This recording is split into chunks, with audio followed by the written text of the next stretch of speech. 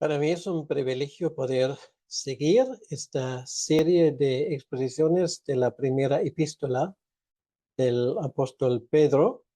Y hoy vamos a terminar con el capítulo 3 y además nos toca uno de los pasajes más controvertidos del Nuevo Testamento, sino de toda la Biblia.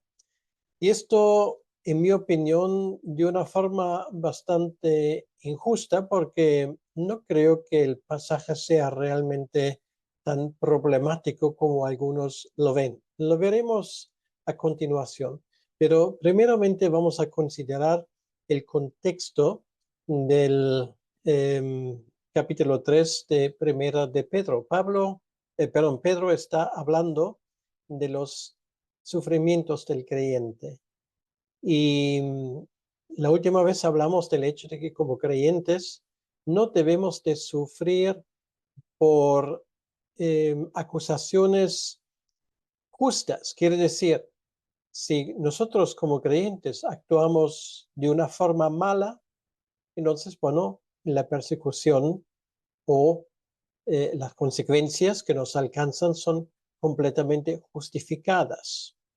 Pero lo nuestro, lo propio sería que la gente nos acuse de forma injusta, y esto es otra cosa.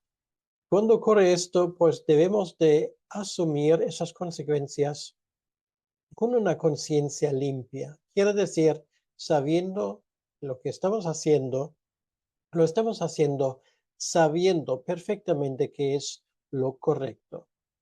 Pero aún así, el tema del sufrimiento queda. Y el ejemplo que nos pone aquí Pedro es doble. En primer lugar, es el ejemplo de nuestro Señor Jesucristo, que sufrió de forma injusta, obviamente, en nuestro lugar. Y por otro lado, es el ejemplo de Noé, que también sufrió de forma injusta. Por lo tanto, con toda esa introducción, vamos a entrar ahora en Primera de Pedro, capítulo 3, que son los versículos 18 al 22. Primera de Pedro 3, versículo 18 al 22. Y este mensaje tiene como título Los sufrimientos de Cristo.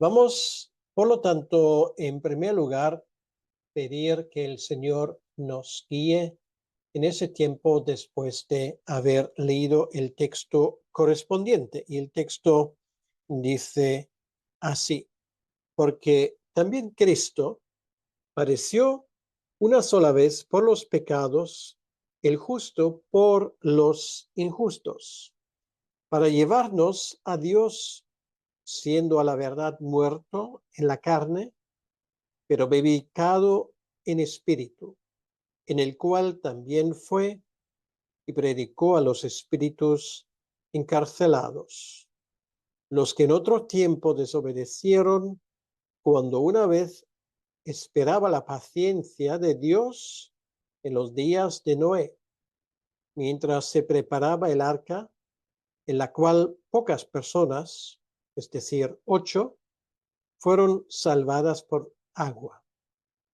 El bautismo que corresponde a esto ahora nos salva, no quitando las inmundicias de la carne, sino como la aspiración de una buena conciencia hacia Dios por la resurrección de Jesucristo, quien, habiendo subido al cielo, está a la diestra de Dios, y a él están sujetos ángeles, autoridades y potestades. Hasta aquí la palabra de Dios. Vamos a dirigirnos a Dios en oración.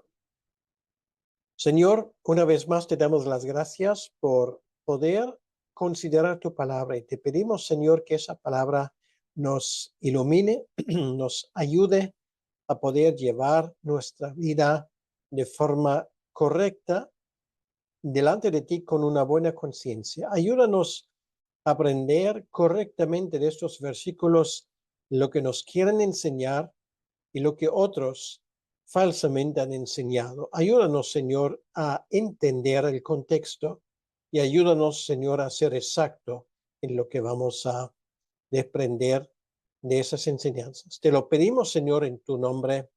Amén.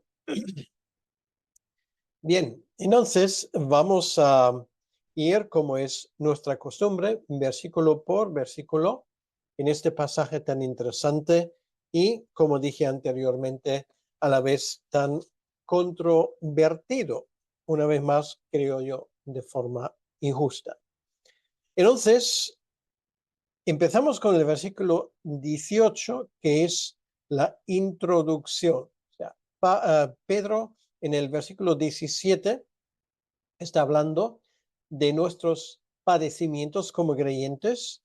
Dice allí, voy a repetir ese versículo porque mejor es que padezcáis haciendo el bien si la voluntad de Dios así lo quiere que haciendo el mal. Esto es exactamente el contexto como lo vimos anteriormente.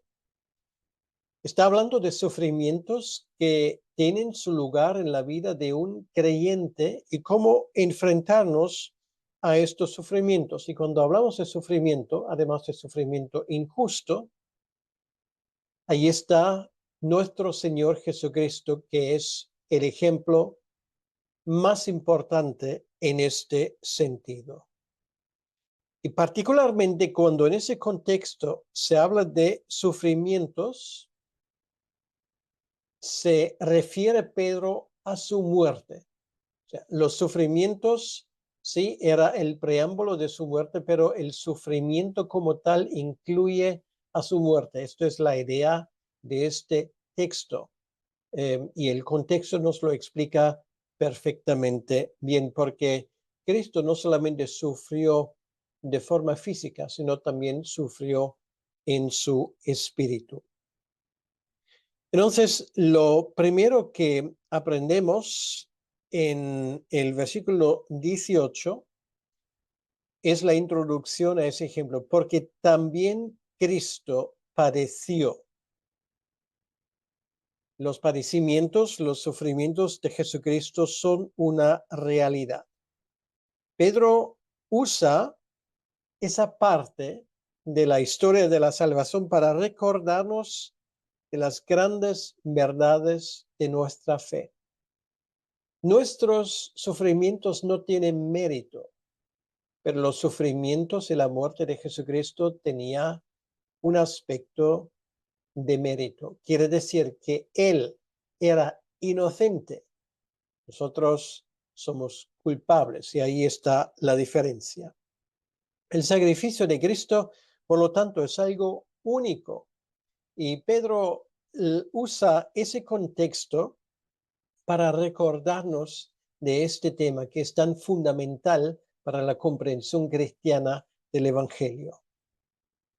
Por ejemplo, el autor de Hebreos dice en el capítulo 7, versículo 27 de su epístola, Jesucristo no tiene necesidad cada día, como aquellos sumos sacerdotes, de ofrecer primero sacrificios por sus propios pecados y luego por los del pueblo, porque esto lo hizo una vez para siempre, ofreciéndose a sí mismo. Pues esto diferencia a Jesucristo de nosotros. Su sufrimiento, su muerte tenía un propósito y ese propósito era de una vez y para siempre conseguir la redención para aquellos por los cuales Él murió. Una vez y para siempre. Esto es una expresión que en la epístola a los Hebreos se repite de forma continuada. Con este sacrificio, los sacrificios del Antiguo Testamento, los sacrificios en el templo, pierden su importancia. Esto es la razón por que a día de hoy la Iglesia no trae sacrificios de animales, porque Cristo de una vez y para siempre murió. Por lo tanto, cualquier intento de repetir el sacrificio de Cristo es un intento simplemente de reactuar de forma equivocada una verdad. Eso ocurre, por ejemplo, en una misa cuando con las palabras del sacerdote, supuestamente el vino se convierte en sangre y el pan en el cuerpo verdadero de Cristo. Y se entiende, según esa doctrina, que Cristo en cada misa de nuevo es sacrificado. Bueno, esto es una idea completamente ajena al Nuevo Testamento. Y hay que decirlo muy claramente. La misa, y en este caso la comunión católica, no tiene nada que ver con la Santa Cena. El significado es completamente distinto. Cristo no se sacrifica continuamente, domingo tras domingo, misa tras misa. Él una vez y para siempre hizo el sacrificio y nosotros en la Santa Cena hacemos un acto de recordar lo que Jesús hizo, pero no vamos a repetir su sacrificio. Esto es una verdad fundamental y nos conviene que entendamos esa diferencia fundamental entre el catolicismo romano y la fe bíblica. El sacrificio de Cristo es un sacrificio redentorio. Él paga el precio y ya nadie jamás nos puede acusar de nuevo. Esto nos da una buena conciencia. Sí, somos conscientes de que somos pecadores y que estamos cometiendo pecados todos los días, pero Cristo lo pagó de una vez y para siempre. Y ahora tenemos el estatus legal, para decirlo así, de inocentes y libres delante de Dios. Y esto por el sacrificio de Jesucristo. Además, aquí dice, porque también Cristo padeció una sola vez por los pecados, el justo por los injustos. Esto habla del hecho de que estamos hablando de un sacrificio sustitutorio. Quiere decir que Cristo nos sustituye. Él murió en nuestro lugar, el justo por los injustos. Quiere decir, cuando Él muere en la cruz, Él ocupa tu lugar y Él ocupa mi lugar. Él muere por nosotros de forma literal. Y allí en la cruz Él sufrió el precio de nuestra culpa, de todas las personas por las cuales Él muere. Él sufre su condenación. Y no hay que olvidar nunca, Él no sufre por sus propios pecados, porque Él no tenía pecado de ningún tipo. Él sufre por los tuyos y por los míos. Sustitutorio, esto es lo que Cristo hace en la cruz. Para llevarnos, dice finalmente el versículo 18, a Dios. Quiere decir que el sacrificio de Cristo es la base de nuestra relación con Dios. Es que no hay otra forma. Eso es la base legal de nuestra relación con Dios. Yo no puedo conocer a Dios aparte del sacrificio de Jesucristo. Y eso es exactamente lo que el texto dice, para llevarnos a Dios. Ahora, la buena noticia es que el creyente que sabe esto sabe que ahora está reconciliado con Dios. Tenemos una nueva relación con Él.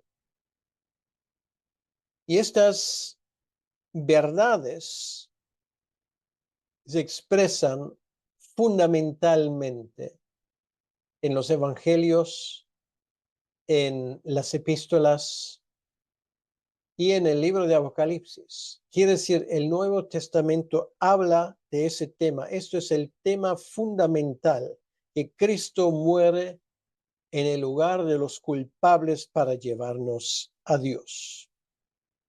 Y ahora viene una cosa muy importante. Cristo no solamente finge la muerte. No es como algunos han pensado que Él, bueno, en realidad no muere, sino solamente desmaya. O algunos, los gnósticos desde el inicio pensaban que su cuerpo no era un cuerpo real, que todo esto solamente lo pareció. No. El Nuevo Testamento insiste Y muchos testigos oculares de aquellos tiempos insisten que Cristo murió realmente. Esto certifican los 4 evangelios, lo certifican los testigos, lo certifican los testimonios apostólicos y en su conjunto el testimonio del Nuevo Testamento. Cristo murió realmente.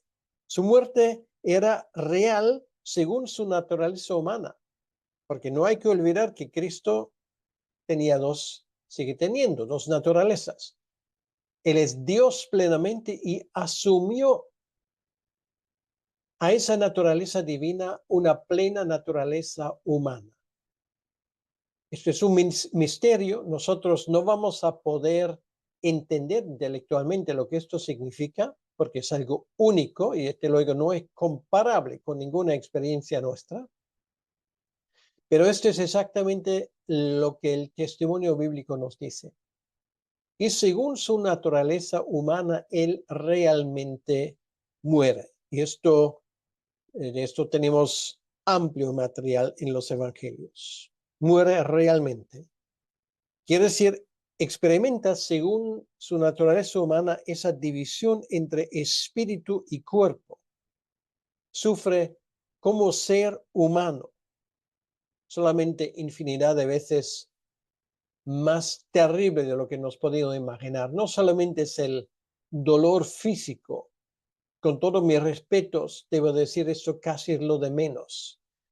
El dolor espiritual de una persona que jamás en su vida conoció el pecado por experiencia propia, al verse desgarrado en su comunión con el Padre Celestial, debe de haberle causado unas angustias y unos sufrimientos indecibles para nosotros. Sufrió como hombre y según los evangelios nos damos cuenta que literalmente su corazón reventó. Entonces dice aquí que para llevarnos a Dios siendo a la verdad muerto en la carne. Esto es según la naturaleza humana. Y luego añade Pedro, pero vivificado en espíritu. Bueno, realmente la traducción es vivificado por el espíritu. Y aquí no, esa palabra espíritu realmente debería de ser escrita en mayúsculas, porque no es una referencia a su espíritu humano, sino es una referencia al Espíritu Santo que le vivificó. ¿Vale? Esto es muy importante porque eso tiene consecuencias con lo que viene después. Y si esto no lo entendemos bien, tampoco vamos a entender el resto.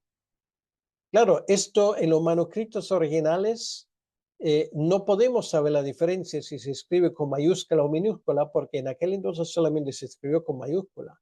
Pero el contexto es los que imperativamente nos obliga a entender que es el Espíritu Santo que le vivificó. Y esto concuerda con el testimonio también en otras partes del Nuevo Testamento. Esto habla de la resurrección y es el triunfo sobre el sufrimiento y sobre la muerte. Ahora, hasta aquí vamos a resumir lo que hemos visto y lo que hemos aprendido hasta aquí. Jesucristo tenía que sufrir por causa de nuestro pecado. Y cuando más nosotros que no tenemos esa idea en nuestros sufrimientos deberíamos aguantar. Cristo voluntariamente aguantó y nosotros muchas veces, en cuanto a lo que podemos sufrir nosotros, estamos en una situación mucho mejor que Cristo, porque sabemos que gracias a lo que Él sufrió, lo que Él consiguió, nosotros tendremos la vida eterna. Ningún sufrimiento de lo que puede caer sobre nosotros en esta vida es comparable con lo que Cristo sufrió en nuestro lugar. Por lo tanto, podemos aguantar en situaciones difíciles porque amamos a Cristo. Esto es lo que da ánimo a nosotros. Entonces,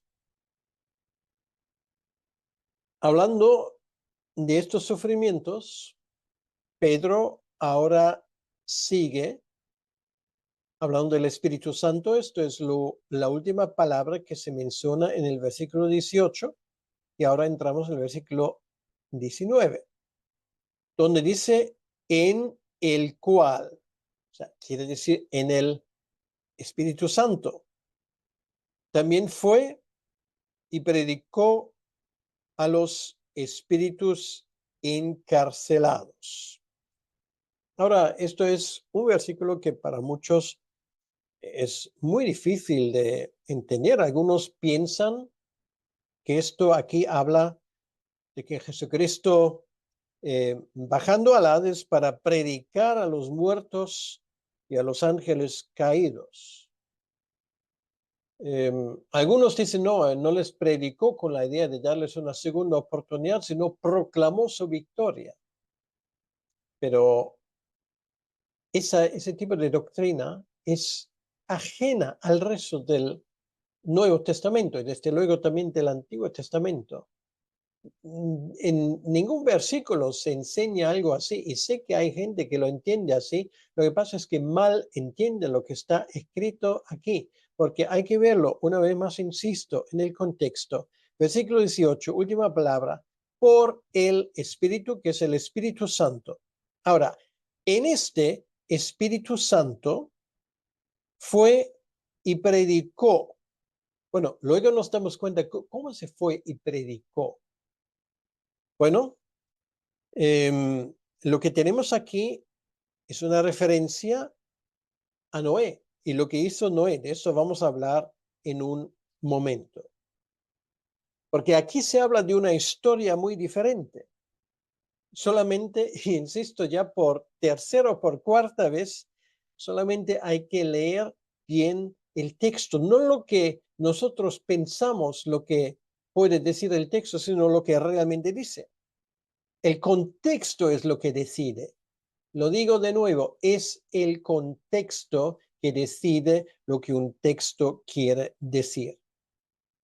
Y aquí tenemos la historia de un creyente que vivió mucho antes que nosotros, que sufre en un mundo lleno de injustos. Y allí les presento, juntamente con Pedro, el predicador Noé. Ahora, lo primero que Pedro aquí nos enseña es que habla del predicador. ¿Y quién es el predicador? El predicador es Jesucristo que habla a través de Noé en el poder del Espíritu Santo. Aquí dice una vez más, en el cual el Espíritu Santo también fue, esto es Cristo, esta es la referencia, y predicó a los espíritus encarcelados. Ahora me vas a decir, ¿y cómo y dónde predicó Cristo a través de Noé a los espíritus encarcelados? Bueno, vamos por partes. Y en primer lugar, resolvemos el tema de Noé como predicador. Y esto es fácil, porque en la segunda carta de Pedro, capítulo 2, versículo 5, refiriéndose al mismo episodio que también tenemos aquí en el versículo 19, dice Pedro, si no perdonó al mundo antiguo, sino que guardó a Noé, pregonero de justicia. Ajá, ahí lo tenemos. Nos enteramos de que Noé no solamente era un constructor de un barco inmenso, sino que además tenía otra ocupación y esto era ser pregonero de justicia. Y pregonero de justicia, esto incluye mucho. Entonces nos podemos imaginar que durante estos 120 años que Noé tardó juntamente con su familia de construir ese barco, y es bastante tiempo, pero es suficiente para construir un barco así, él además aprovechó porque habría gente que venía para ver lo que estaba pasando allí. Y al venir, pues obviamente Pedro perdón, Noé les predicó la salvación por fe en la oferta de Dios. Aquel que quiere venir y aquel que quiere ser salvo, pues puede venir al arca y será salvo. Ahora, durante 120 años, esto era la predicación de Noé y el resultado era cero. La gente no le creyó y nos damos cuenta que al final había tan solo 8 personas que se salvaron. Era Noé, su esposa, eran sus 3 hijos y eran sus esposas respectivas. Entonces, esto nos recuerda lo que Pablo dice en 2 de Corintios 5:20. Así que somos embajadores en nombre de Cristo, como si Dios rogase por medio de nosotros, reconciliaos con Dios. Eso quiere decir que Dios habla a través de nosotros. Y de esa manera, Cristo, el Hijo, habló a través de Noé. Y así hay que entender esto, lo que dice aquí. En el cual, quiere decir, en el Espíritu Santo fue y predicó a los espíritus encarcelados. Y ahora esto habla de la audiencia. ¿Quiénes son los espíritus encarcelados? La respuesta breve es que son los contemporáneos de Noé que ahora están encarcelados. Quiere decir que ahora están esperando el juicio. Los contemporáneos de Noé creían que era gente lista, instruida. Lluvia, este hombre nos dice que va a venir una lluvia sobre la tierra, que va a venir un juicio de Dios, pero lluvia no existe, porque la Biblia dice que antes del diluvio no había lluvia, solamente después. Y por lo tanto, ellos sacaron la conclusión que este mensaje de Noé eran tonterías. Pero finalmente, las aguas que salieron de la tierra y que bajaron del cielo ahogaron sus gritos. Y ahora esa gente, ¿dónde está? Que murieron como incrédulos, están en el Hades esperando el juicio venidero sobre ellos. Están encarcelados. Es exactamente lo que dice en ese texto. De ahí no hay una escapatoria. Los que, dice el versículo 20, los que en otros tiempos desobedecieron. Su pecado era el pecado de la desobediencia. Desobedecen a Dios, desobedecen a sus mandamientos.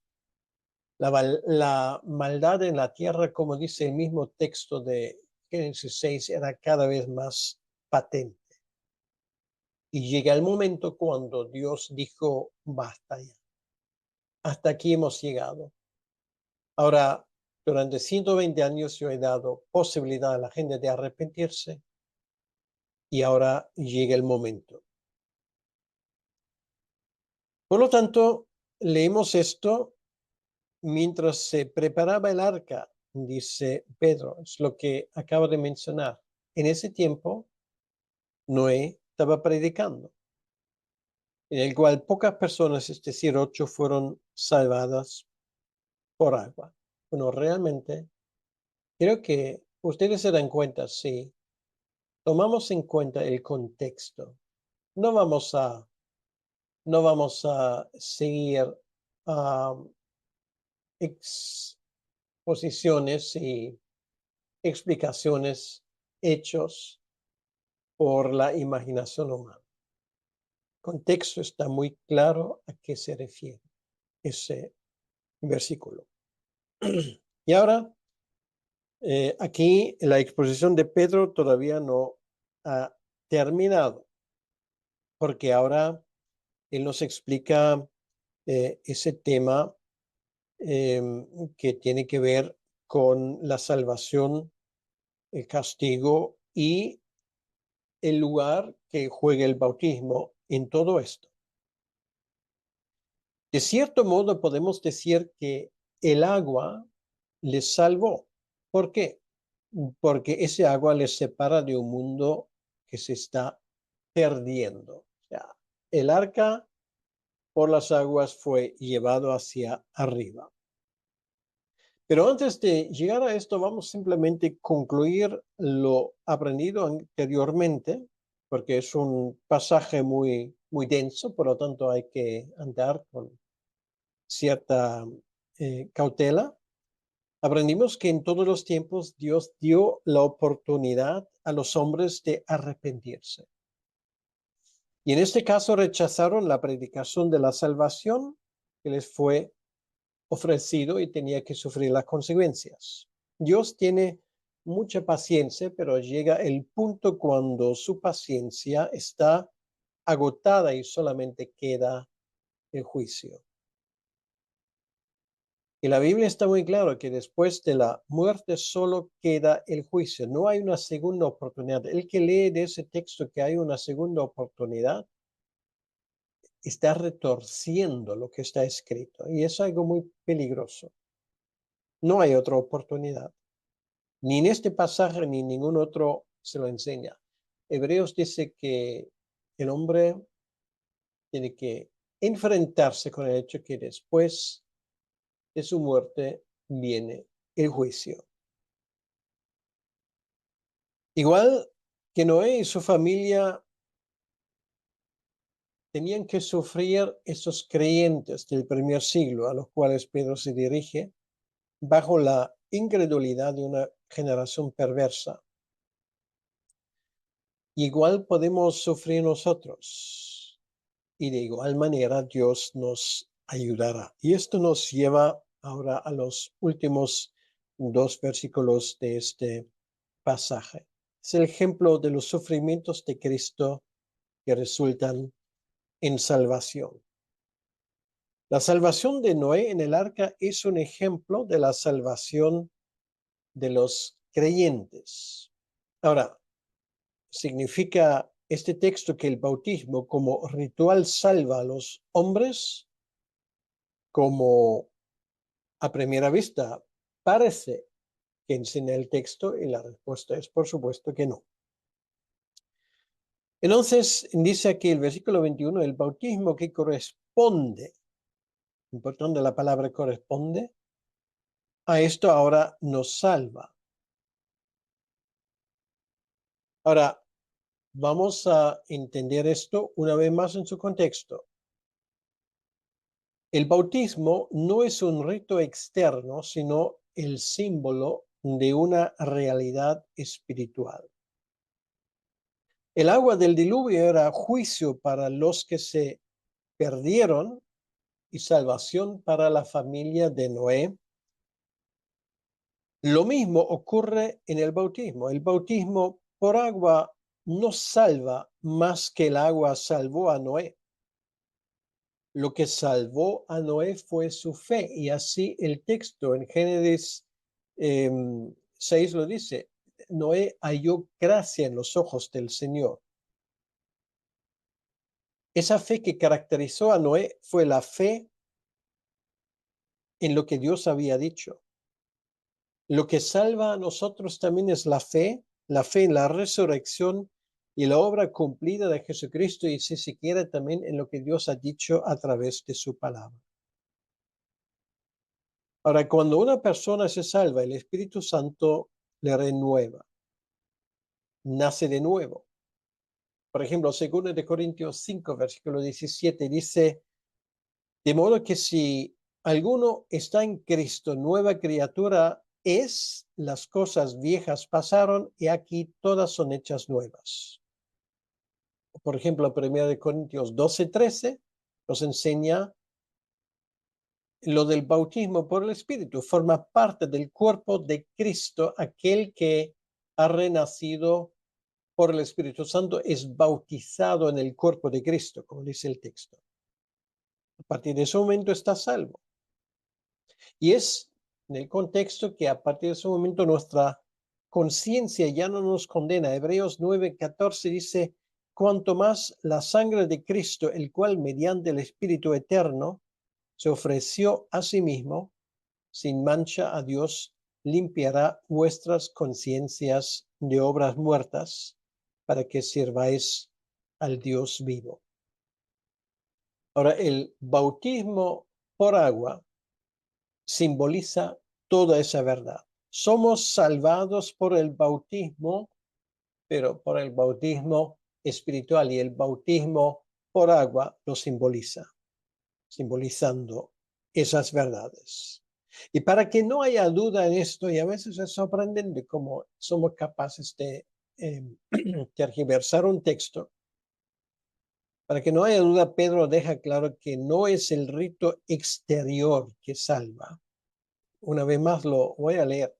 El bautismo que corresponde a esto ahora nos salva. ¿Vale? Es una lección objeto, para decirlo así.